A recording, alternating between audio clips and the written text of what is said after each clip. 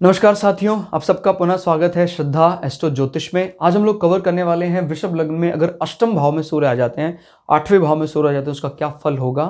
और इससे पहले हम लोगों ने 7 भावों में वृषभ लग्न के अलग अलग प्रभाव को, उसके फल को डिस्कस कर लिया है। तो मेरा नाम है इंजीनियर सनत कुमार वाजपेयी और मुझे 15 सालों का साइंस एंड एस्ट्रो का अनुभव है। और मेरे पहले गुरु मेरे घर से ही मेरे पिताजी हैं। बाकी मैंने अलग अलग संस्थाओं में अलग अलग गुरुओं से ज्योतिष का ज्ञान लिया है और मैंने कई अलग अलग भिन्न भिन्न पुस्तकें ज्योतिष ज्ञान में पढ़ी हैं। और ना सिर्फ ज्योतिष ज्ञान में, मैंने और भी कई स्पिरिचुअल बुक्स भी लाइक भागवत पुराण एंड महाभारत का 2 बार पूरा अध्ययन किया है मैंने। भगवद गीता तो पढ़ा ही है। तो और मैं आपको भी यही एक कह सकते हैं सजेशन देना चाहूँगा, अगर आप ज्योतिष को अध्ययन करना चाहते हैं तो बिना इन पुराणों के ना अध्ययन करें, क्योंकि आप जब तक किसी भी अवतार के मूल स्वभाव को नहीं जान पाएंगे तब तक आप की जो इंटरप्रिटेशन है वो गलत हो जाएंगी। जैसे राहु का मूल स्वभाव जो है वो वाराह अवतार से लिया है, तो उसका अर्थ समझने के लिए आपको अवतारों को भी डिटेल में स्टडी करना चाहिए। तो शुरुआत करते हैं। वृषभ लग्न में सूर्य अष्टम भाव में है। तो देखिए 1 2 3 4 5 6 7 8 क्लियर हो गया। यहाँ से एंटी क्लॉकवाइज यानी घड़ी की विपरीत दिशा में गिनते तो ये आता है 8वां भाव। अब 8वां भाव काल पुरुष में क्या बताता है हमें ये भी पता होना चाहिए, और जो 9वीं राशि है वो क्या बताती है वो भी पता होना चाहिए, सूर्य क्या बताते हैं वो भी पता होना चाहिए। उसके बाद हमें थोड़ा थोड़ा इनको मिलाने का प्रयास करना है। तो देखिए 8वां घर किसके लिए है, ये बताता है हमारा एक प्रकार से जो जीवन है वो कितना रहेगा, या इसको कई बार हम मृत्यु से जोड़ लेते हैं, ठीक है। और मृत्यु, मोक्ष या हिडन सीक्रेट्स, इस प्रकार की बातों से इसको ससुराल पक्ष से भी जोड़ा जाता है। और इससे हम जब कभी भी ये चर्चा करते हैं कि आपको कोई ऐसी बड़ी व्याधि होगी, उसका असर भी इससे देखा जाता है। देखिए ये हैं आपके शरीर में बीमारियां, ये उनसे होने वाले कष्ट, ठीक है। तो जैसे किसी को बीमारी है लेकिन कष्ट नहीं है, उसको कुछ वो कष्ट नहीं मानता उसको, मतलब ये तो है गड़बड़, इसमें कोई गड़बड़ नहीं है। तो इसलिए 8वें भाव को इस प्रकार से थोड़ा काल पुरुष की कुंडली में जब हम नंबरिंग करते हैं, जो वृश्चिक राशि आती है उसको थोड़ा सा बचते हैं कि वहां पर चंद्रमा ना जाए तो ठीक रहता है। अब यहां पर अब सूर्य बैठे हैं और अब लेकिन ये धनु राशि है, और धनु हमारे भाग्य की राशि मानी जाती है।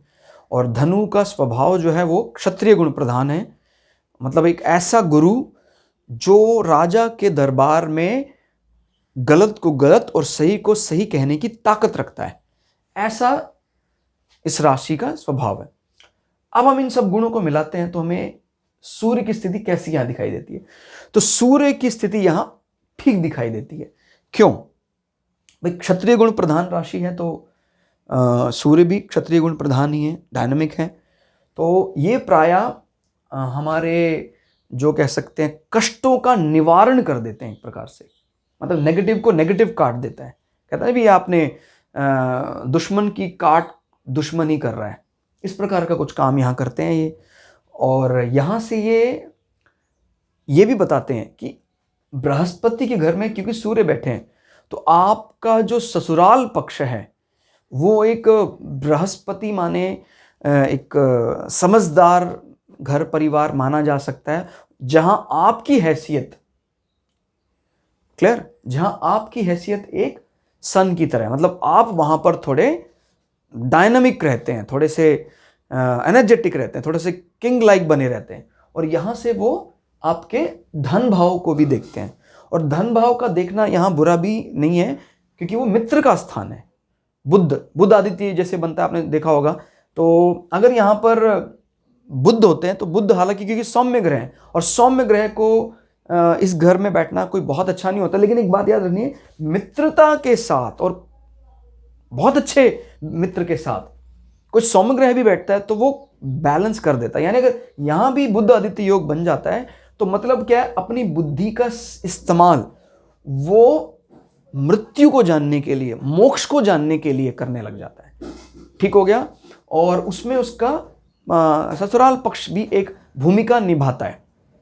यहां से वो नजर यहां मार रहे हैं तो इसका मतलब वो आपके एसेट्स, आपके धन को भी बढ़ाते हैं।